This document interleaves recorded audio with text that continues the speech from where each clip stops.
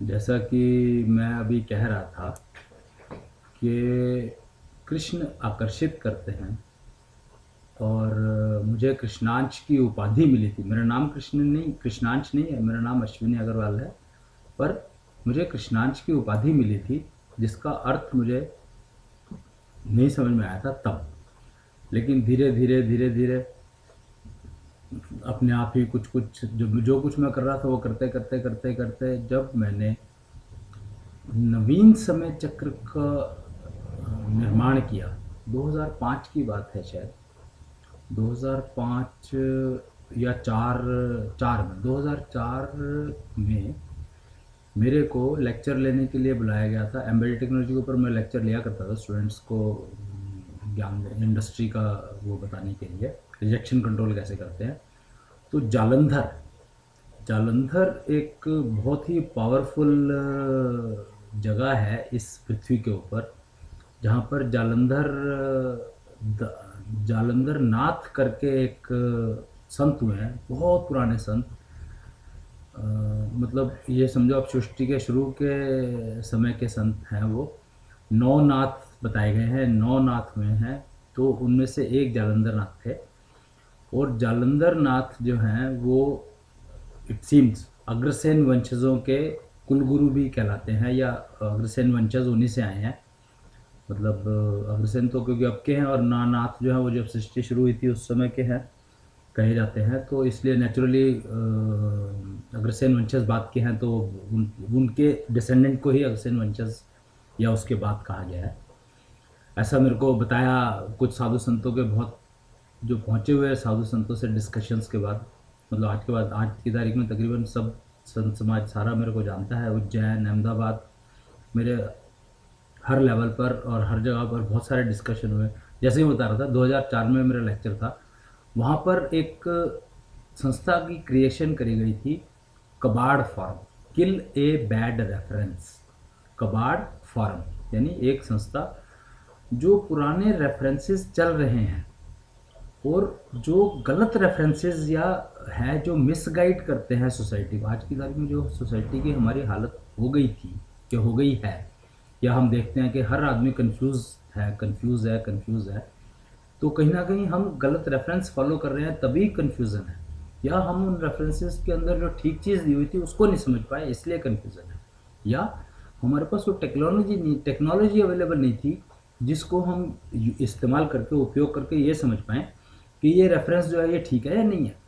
तो हम लोगों ने कबाड़ फॉरम एक क्रिएट किया था। कबाड़ का यानी किल ए बैड रेफरेंस, यानी जो बैड रेफरेंसेज हैं उनको हटाए जाए, उनको बिल्कुल टोटल किल कर दिया जाए और उनकी जगह पे नए और अच्छे गुड रेफरेंसेस को दिया जाए। तो उससे ही हमारी जो जनता, जो मनुष्य योनि के जो लोग हैं, उनको वो समझ में आएंगे। और आसान इतने होने चाहिए कि वो अपने आप वेरीफाइबल हों और टेक्नोलॉजी ओरिएंटेड हो। यानी मेरे को किसी चीज़ की ज़रूरत ना पड़े उस चीज़ को समझने के लिए, उस रेफरेंस को समझने के लिए, हाँ ये ठीक है या गलत है। तो ऐसा कुछ करने के लिए उस संस्था का तैयार किया गया था। और उसके अंतर्गत मैंने एक इंस्टीट्यूट शुरू किया था, time clock museum and research centre, जिसपे हम लोगों ने टाइम के ऊपर रिसर्च शुरू की थी, यानी समय पे रिसर्च शुरू की थी कि ये समय क्या है। हर कोई कहता है बाजार में कि समय बहुत ख़राब चल रहा है आजकल, समय बहुत ख़राब चल रहा है आजकल, और किसी के ऊपर विश्वास नहीं किया जाता। तो मैंने कहा क्या ऐसा है?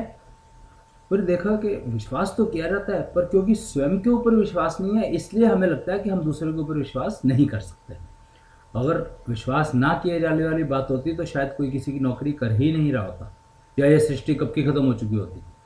क्योंकि मेरे को तेरे पर विश्वास नहीं है, मैं तेरे से नहीं लूँगा, मैं तेरे से दूंगा नहीं। और जब लेन देन ही नहीं करोगे तो तुम सारे काम तुम नहीं कर सकते, सारे काम वो नहीं कर सकता, तो फिर सृष्टि चलने का सवाल ही नहीं उठता।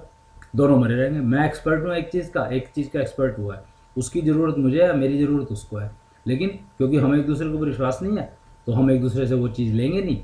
तो मैं अपना स्पेशलिस्ट होने के बावजूद मर जाऊँगा और वो अपना स्पेशलिस्ट होने के बावजूद मर जाएगा, जबकि हम दोनों साथ साथ बैठे हैं और दोनों एक दूसरे की हेल्प करके दोनों सर्वाइव कर सकते हैं।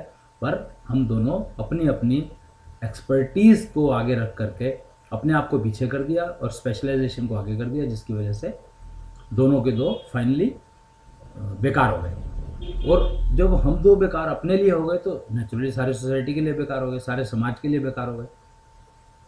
तो इन रेफरेंसेस को ही मतलब ठीक रेफरेंसेस बनाए जाएं और जो गलत रेफरेंसेस है उनकी पहचान की जाए, पहचान लें उनको, और पहचान करके वो किस कारण से गलत है या उनमें क्या कन्फ्यूजन है उसको ठीक किया जाए और फिर आगे बढ़ा जाए। ये एक एम था, ये एम्बिशन था, या ये ऑब्जेक्ट था इस संस्था का। और टाइम क्लॉक म्यूजियम में जैसे मैंने बताया कि विश्वास नहीं किया था, समय बहुत ख़राब चल रहा है। तो दूसरा सवाल ये, समय क्या समय ख़राब हो सकता है? तो फिर समझ में आया कि अरे समय कैसे ख़राब हो जाएगा, वो तो कोई चीज़ ऐसी है ही नहीं, और घड़ी है तो घड़ी तो लगी हुई है, समय दिखा रही है जो।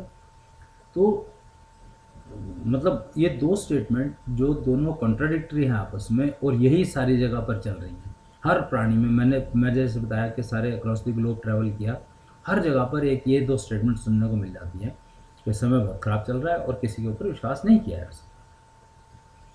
तो हमने रेफरेंसेस ढूंढने शुरू किए, तो हमें तुरंत तुरंत तुरंत, क्योंकि टेक्नोलॉजी एक्सपर्ट है हम लोग, हमारी सारी टीम टेक्नोलॉजी एक्सपर्ट्स किया, तो हमें तुरंत समझ में आ गया 2 दिन 3 दिन के डिस्कशंस के बाद कि ये स्टेटमेंट इसलिए कहा जाता है क्योंकि हम लोग जब घड़ी देखते हैं, देखो मतलब कमाल की चीज़ निकल कर आई है एक, कि जब हम लोग इस घड़ी को देखते हैं, जैसे सुबह, अब एक बार छोटा सा इसको उदाहरण के साथ बता देता हूँ कि जैसे हम लोग चले, घर से चले सुबह काम करने के लिए, अपने दफ्तर पहुँचे या दुकान पर पहुँचे, तो सुबह 8:30 बजे या 9 बजे का जो भी टाइम है उस समय में हम लोग जाके दुकान खोल दी, रूटीन का काम है, रोज़ खोल दी और बैठ कर के काम में लग गए। काम चल रहा है चल रहा है चल रहा है चल रहा है, 1 बजे के आसपास मतलब अचानक पेट में भूख लगी, सीधा दिमाग घड़ी पे गया, 1 बज गया। नेचुरल है, क्योंकि नेचुरल घड़ी को इस घड़ी से मतलब थोड़ी ना, उसको तो जो भूख लगी है उसने बता देना है। और क्योंकि तुम्हारा सिस्टम उस तरीके से सेट है, तो तुम्हारे को वो तुम्हारा पेट बताता भैया 1 बज गया होगा, वो घड़ी देखी 1 बज गया। अब दिक्कत क्या हुई, जैसे ही जब तक उसने घड़ी नहीं देखी थी, भूख लगी थी, ठीक था, पर जैसे ही उसने घड़ी देखी तो कहता है 1 बज गया। अब समस्या शुरू हुई उसके दिमाग में, कहता है 1 बज गया और मैंने सुबह से लगा हुआ पर काम तो कुछ हुआ नहीं, और शाम तक मुझे वो टारगेट पूरा करके, वो काम पूरा करके देना है, साहब को देना है। और अगर लंच करने चला जाऊँगा मैं तो शाम तक मेरा काम पूरा नहीं होगा, पहले मैं काम पूरा कर लेता हूँ फिर लंच करने में चलूँगा, क्या 1 घंटा ही तो लगेगा लंच, ये काम पूरा करने में 1 घंटे में काम पूरा आ जाएगा, फिर मैं उसके बाद लंच कर लूँगा, क्योंकि आजकल लंच का टाइम का कोई हिसाब किताब तो रह नहीं गया। और जब मौका मिले आपको कर लो लंच और काम पूरा कर लो, और जब जब आपको मौका, जब आपका मन हो जब लंच कर लो आप। मतलब कॉन्सेप्ट ये है कि आप जब शुरू करना चाहो जब शुरू कर लो। 8 घंटे काम करना है आपको, और या 9 घंटे काम करना है, उसमें से 1 घंटा लंच का है, कोई सा 1 घंटा ले लो, और आप सुबह कभी भी शुरू कर सकते हो, शाम को उस 8 घंटे पूरे होते हैं ख़त्म कर सकते हो। ये कॉन्सेप्ट चल ही रहा है मार्केट के अंदर, सारी इंडस्ट्री में। तो उस चीज़ को ध्यान में रखते हुए वो आदमी सोचता है कि चल 1 घंटा यार, 1 घंटे में काम ख़त्म करता हूँ फटाफट और फिर लंच करने चले जाऊँगा। अब प्रॉब्लम क्या हुई, पेट में भूख लगी है, तो मन जो है वो तो पेट को देख रहा है और दिमाग कहता है बेटा काम ख़त्म कर ले, तो आपकी एफिशिएंसी गिरनी शुरू होती है। और धीरे धीरे धीरे धीरे पता लगा कि वो 1 घंटे का काम जो एक्चुअली 1 घंटे में ही हो रहा था, वो 4 घंटे 5 घंटे को शाम हो गई और काम पूरा नहीं हुआ। क्यों? क्योंकि पेट कहता है भैया ना, मेरे को तेरे काम से मतलब नहीं है, मुझे तो मेरे को भर दे, तो उसके बाद तो जो मर्जी कर। और काम, दिमाग कहता है कि यार काम ख़त्म करके चलना, अब कितनी देर लगेगी।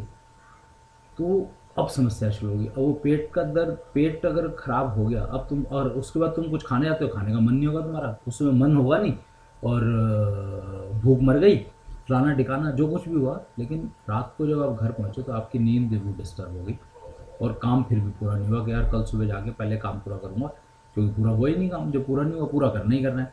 तो डांट, बॉस से जो डिस्कशन, डांट खाई वो अलग और वो अलग। अगर वो आदमी घड़ी ना देखता है, घड़ी नहीं पहनता होता, तो उसको भूख लगी और उठ के जाता, खाना खा के वापस आया था। भाई 1 घंटा मिला है खाना खाने के लिए, तो 15 मिनट में खाना खा के वापस आ जाओ, खाने तो खाना है, खाना खा के और काम मत करो कुछ, खाना खाओ और वापस आ जाओ और फिर लग जाओ काम में। तो गारंटीड है कि 1 घंटे में पूरा हो जाएगा, क्योंकि आपका एस्टिमेट गलत कैसे हो सकता है। जो काम आपने लिया है अपने हाथ में और डिस्कशन के बाद लिया है, आप एग्री करें उस काम को, और तो आपको एस्टिमेट ना हो उस काम का, ऐसा हो नहीं सकता।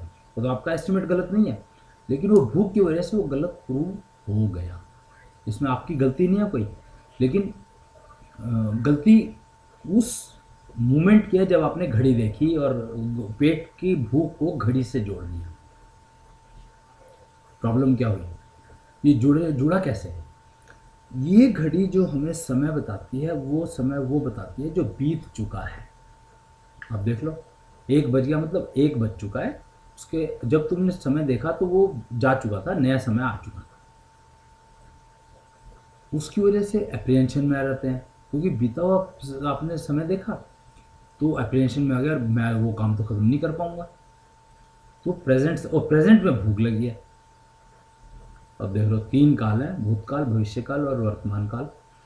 तो बीतता हुआ देखा, फ्यूचर में चले गए, वो भूख प्रेजेंट में लगी है, वो प्रेजेंट आपने गायब कर दिया क्योंकि भूख लगी है, पर खाना नहीं खाया, काम पहले पकड़ लिया खत्म करने का। तो नतीजा अब आपको मैं बता ही चुका हूँ पहले क्या हुआ। तो यही होता है यार। तो हमने एक एक्सपेरिमेंट करके देखा है, एक इंडस्ट्री, हमने कहा कि आज के दिन कोई घड़ी नहीं बनेगा। 5-7 वर्कर थे उस फैक्ट्री में, स्मॉल स्केल इंडस्ट्री में हमारा काम रहा है, not mostly the small scale. 5-7 worker थे। हमने उनको कह दिया भाई कोई भूख वो घड़ी नहीं देखेगा, आज सारा दिन कोई घड़ी नहीं पहन के आएगा घर से, या निकाल के रख दो बाहर, और जब तुम्हें भूख लगे जब तुम खाना खा लेना। वो किया एंड इट वॉज सरप्राइजिंग। ये कॉल सेंटर में हमने किया था ये काम।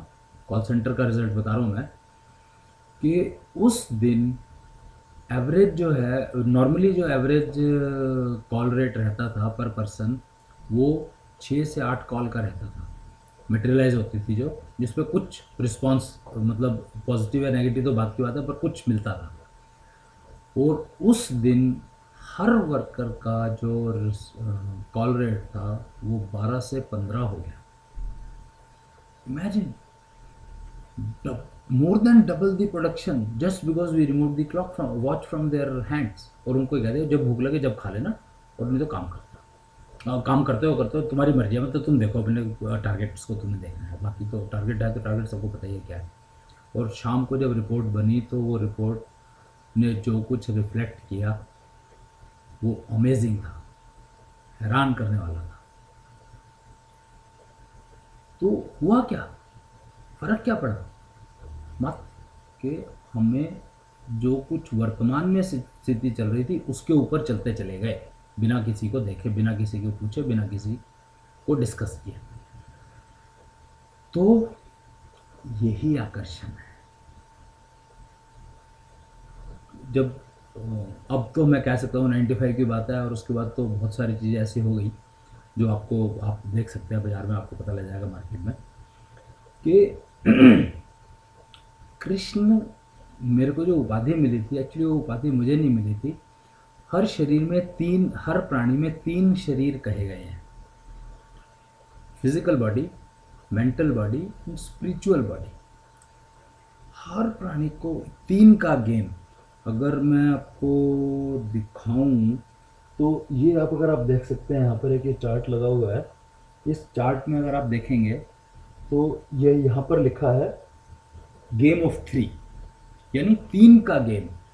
यानी हर चीज़ में अगर आप देखेंगे, थोड़ा सा भी अगर थोड़ा सा बिल्कुल, मतलब जस्ट एक स्टेप आगे चल के देखेंगे तो आपको हर चीज़ में 3 चीज़ें दिखाई देंगी। कैसे? आप कोई फ्रूट ले लो, लेट्स से हम लेते हैं अमरूद या सेब, एप्पल या केला, मतलब कोई भी फ्रूट ले लो, कोई भी फ्रूट ले लो, मटर ले लो।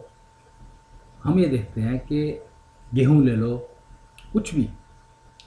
हम अमरूद से शुरू कर, एप्पल से शुरू करते हैं, चलो सेब से शुरू करते हैं। इस सेब पे एक ही एग्जांपल लेते हैं, क्योंकि एग्जांपल लेने के लिए एक ही चीज़ काफ़ी है, बाकी चीज़ें आप अपने आप जोड़ सकते हैं उसको एनालॉजिकली।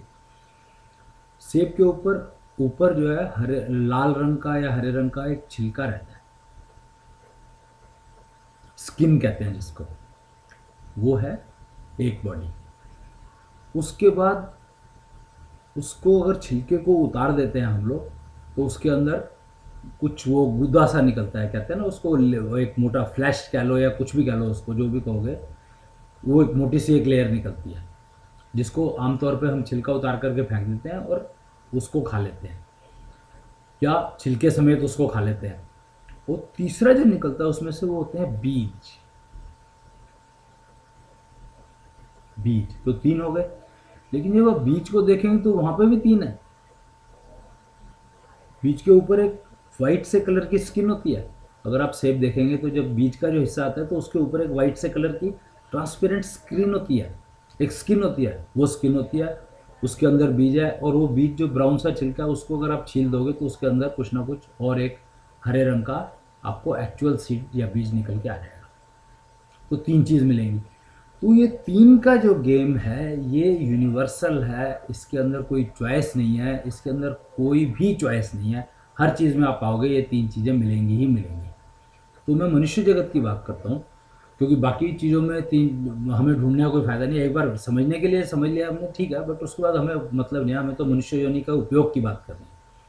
कृष्ण एक्चुअली यही कहते हैं, अगर हम महाभारत को भी थोड़ा सा समझें देखें तो कृष्ण ने बिल्कुल बड़े आराम से समझा दिया, कि बड़े आराम से, और इतने आराम से कि वो ऐसा लगता है कि इतना ऑब्वियस हो सकता है चीज़ों का, ये चीज़ें इतनी ऑब्वियस हैं कि तीन चीज़ें, फिजिकल बॉडी जो हम देख रहे हैं, मेंटल बॉडी जो हमें ड्राइव करती है, और ये स्पिरिचुअल बॉडी क्या है यार। मेंटल बॉडी ठीक है, मेंटल बॉडी समझ में आती है, फिजिकल बॉडी समझ में आती है क्योंकि दिख रही है ऊपर से, और मेंटल बॉडी क्योंकि मन है अंदर, मन की नाम की कोई चीज़ है जो हमें ड्राइव करती है, या बुद्धि नाम की कोई चीज़ है जो हमें ड्राइव करती है। तो हमें पता है कि फिजिकल बॉडी कुछ नहीं है जो जब तक के अंदर मेंटल बॉडी ना हो। पर ये स्पिरिचुअल बॉडी क्या है?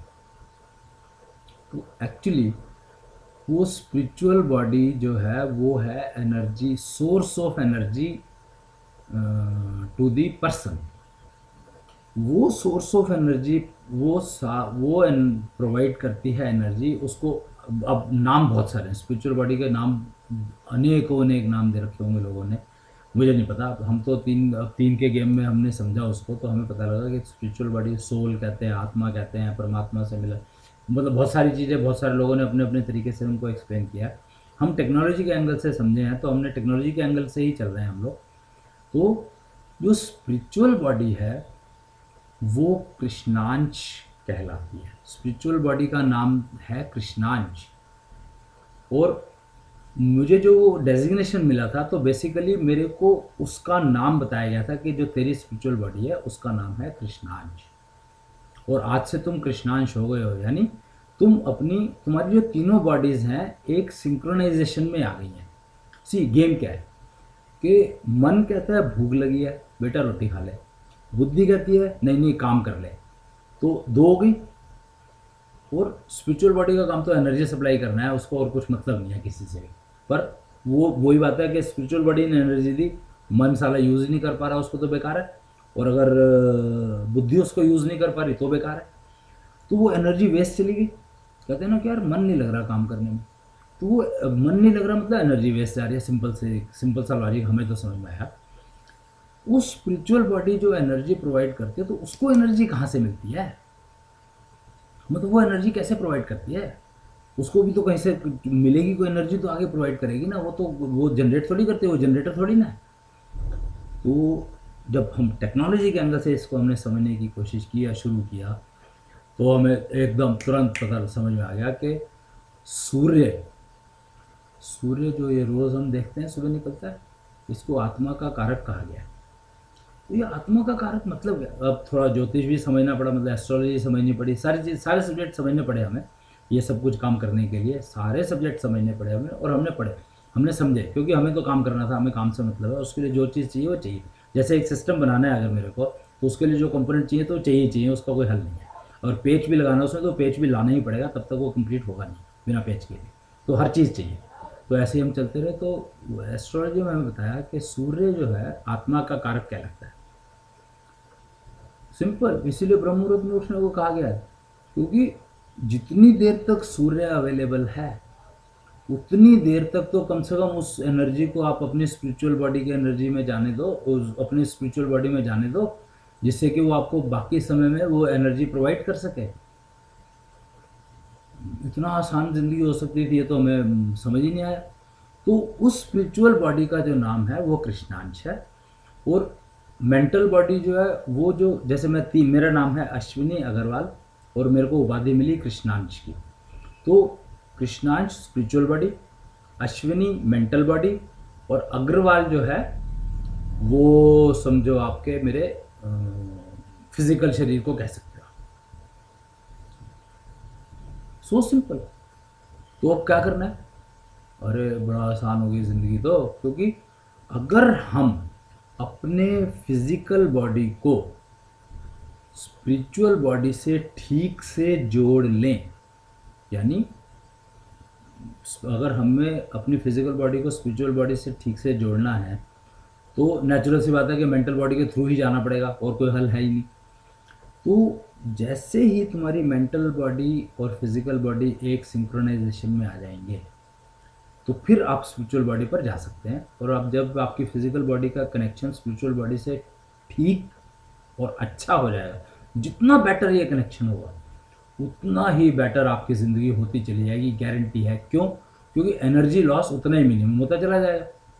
ये तो सिंपल टेक्नोलॉजी है कि भाई मैंने ये बल्ब जला रखा है और उसके ऊपर रिफ्लेक्टर अगर मैं ऐसे लगाऊंगा तो नेचुरल नीचे लाइट कम आएगी, और रिफ्लेक्टर को थोड़ा थोड़ा ऐसे करूंगा तो कम वो लाइट बढ़ जाएगी। अगर मैं रिफ्लेक्टर को ऊपर कर दूंगा तो सारी लाइट नीचे आ जाएगी। तो उसी तरह से ये आपका अंदर का हिसाब किताब है। अंदर अपने अगर आप कृष्णांश हो जाते हैं, यानी आपका अल्टीमेट टारगेट सबका एक ही है कि सबको कृष्णांश उपाधि प्राप्त करनी ही पड़ेगी। अगर हम अपनी एफिशिएंसी को पूरा उपयोग करना चाहते हैं, एफिशिएंसी को पूरा उपयोग करने का अर्थ है कि हम अपने मनुष्य जन्म का पूरा उपयोग करना चाहते हैं, तो हमें कृष्णांश की उपाधि प्राप्त करनी ही पड़ेगी। और कृष्णांश की उपाधि प्राप्त करने का अर्थ है कि आपकी तीनों जो शरीर हैं वो एक सिंक्रोनाइजेशन में हो गए, और एनर्जी लॉस की जो बेकार वेस्ट जा रहा था वो वेस्टेज कम होनी शुरू हो गई। और एनर्जी लॉस जितना कम होगा उतना ही आपकी एफिशिएंसी बढ़ती चली जाएगी, इसमें कोई शक नहीं है, इसमें शक हो ही नहीं सकता। तो अब आप समझ लो कि एक तो आपका टारगेट कृष्ण क्यों आकर्षित करते हैं, क्योंकि कृष्णांश का अर्थ ही है कृष्ण है अंश जिसका, यानी कृष्णांश तो एग्जिस्ट ही नहीं करता अगर कृष्ण नहीं है तो। और कृष्ण ही उस कृष्णांश की जो अट्रैक्शन है वो कृष्ण की अट्रैक्शन है कृष्णांश के अंदर, और कृष्णांश हर प्राणी को बनना ही पड़ेगा, क्योंकि ये सिर्फ एक उपाधि है। तो इससे मतलब है कि आपकी जो स्पिरिचुअल बॉडी, सबके अंदर स्पिरिचुअल बॉडी है, तीन का जैसे मैंने गेम बताया सबके अंदर है, तो अपनी उस स्पिरिचुअल बॉडी को अपनी इस फिजिकल बॉडी से कनेक्ट कर लो आप, और वही आकर्षण जो कृष्ण में है वो आप सब में आ जाएगा। ये गारंटीड है इस बात की, क्योंकि मैं ये देख चुका हूँ। मेरे को जब ये उपाधि मिली थी तब मुझे पता नहीं था, पर जैसे जैसे मैं उसके साथ जुड़ता चला गया तो मेरी जो एनर्जी का जो लेवल है वो इतना बढ़िया रहता है, और इतना बढ़िया रहता है नॉर्मली मेरे को, मैं ऑन एन एवरेज 3 घंटे की नींद काफ़ी है मेरे को पूरा अपना एनर्जी को रिप्लेनिश करने के लिए। और मैं सुबह उठूँ या ना उठूँ, जब भी मैं उठता हूँ और बाहर जा कर के 2 चक्कर लगाता हूँ, बाहर सूर्य के 2 चक्कर लगा देता हूँ सड़क के अपने पार्क में, या दूध लेने के लिए चला गया या कुछ भी एक काम भी कराया साथ में और वापस आ गया, तो उतने में ही मेरी वो पूरी एनर्जी जो मेरी सारा दिन में जो उपयोग हुई है या प्रयोग हुई है या इस्तेमाल हुई है वो सारी की सारी सिर्फ 5 से 7 या 10 मिनट में रिप्लेनिश हो जाती है पूरे दिन के लिए। और क्या चाहिए? तो सिर्फ एक इस बात को समझें, और कृष्ण का आकर्षण जो आपके अंदर बैठा हुआ है उसको जागृत करें। उसको जागृत करना बड़ा आसान है, क्योंकि आप अपने आप में कनेक्ट हो जाएंगे, अपनी स्पिरिचुअल बॉडी को जगा लेंगे, अपनी स्पिरिचुअल बॉडी को कनेक्ट कर लेंगे तो वो जागृत हो जाएगा और आप भी कृष्णांश हो जाएंगे। फिर उसके बाद आगे का रास्ता चलता है कृष्णांश से कृष्ण की ओर जाने का रास्ता, यानी कहते हैं ना आत्मा का परमात्मा से मिलन या चेतन का अवचेतन से मिलन। वो अगर देखा जाए तो कहते हैं वो कि ये कोई छोटी सी पुस्तक है वैदिक टेक्नोलॉजी के नाम से, इसमें दिया है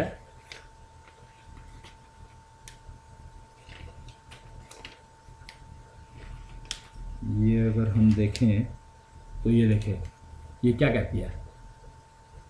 ये कहती है कि प्रत्येक प्राणी का लक्ष्य पहले से ही निर्धारित और आत्मा का परमात्मा से मिलन, आत्मा का परमात्मा से योग ही परम लक्ष्य है।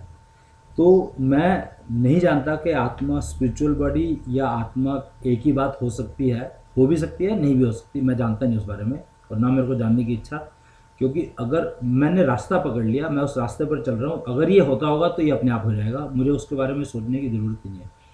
यानी मुझे लक्ष्य क्या है इस बारे में सोचने की ज़रूरत बिल्कुल भी नहीं है, क्योंकि और लक्ष्य पूर्व निर्धारित है तो मैं सोच के करूँगा क्या। हाँ, मुझे रास्ता पकड़ना है, और रास्ता ठीक हो, मेरे मेरे को सूट करता हो, वो रास्ता मुझे पकड़ लेना है और रास्ते को मैं चलता जाऊँगा, तो और मैं स्वयं का गुरु बन जाऊँगा। मुझे पक्का पता है कि मैं जब मेरी स्पिरिचुअल बॉडी जल जाएगी तो मेरे अंदर के जो कृष्ण है वो जग जाएंगे और मुझे अपने आप रास्ता दिखाएंगे। जैसे कि अगर आपको याद हो, सुदामा जब कृष्ण से मिलने जा रहे थे द्वारका, सुदामापुरी से द्वारका की ओर, जब उनकी पत्नी ने उनको कहा था भी कृष्ण आपके दोस्त हैं तो आप जाओ उनसे मिलने के लिए, और अपने बच्चों के लिए जो जितने उसमें जी रहे हैं उनको कुछ मिल जाए शायद। तो सुदामा जब जा रहे थे तो उन्हें द्वारका का रास्ता नहीं मालूम था, पर वो निकल पड़े, अपनी पत्नी की जिद के कारण वो निकल पड़े। हालांकि मन उनका नहीं था, पर उनका मन कृष्ण को मिलने का जरूर था कि यार कृष्ण से तो मैं मिलना चाहता हूँ, पर इसलिए नहीं मिलना चाहता। तो अपनी पत्नी को क्या कर गए थे कि मैं उनसे मांगूंगा कुछ नहीं, हाँ अगर उनको मेरी जो स्थिति है अपने आप समझ में आ जाए और वो कुछ दे दे मेरे को तो मैं मना नहीं करूँगा, ब्राह्मण हूँ तो इसलिए मैं मना नहीं करूँगा। तो ये क्या करके वो अपनी पत्नी से निकले थे। तो रास्ते में एक छोटा सा बालक आया था जिसने, हाँ एक मिनट में अभी आता हूँ जरा।